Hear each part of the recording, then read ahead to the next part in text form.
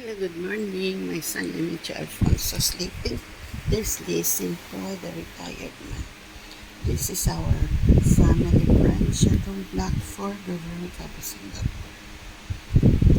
June 21, 2026. My son Emicho Alfonso sleeping. Happy Sunday, folks. We're having Yumi, okay? Hong Kong noodles. Yumi, meaning sa dried noodles, okay? Hong Kong Yumi noodles, okay?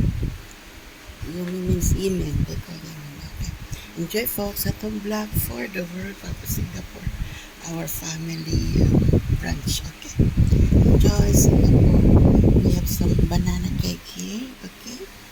At home vlog for the World of Singapore, our family branch. Happy Sunday. Enjoy Singapore.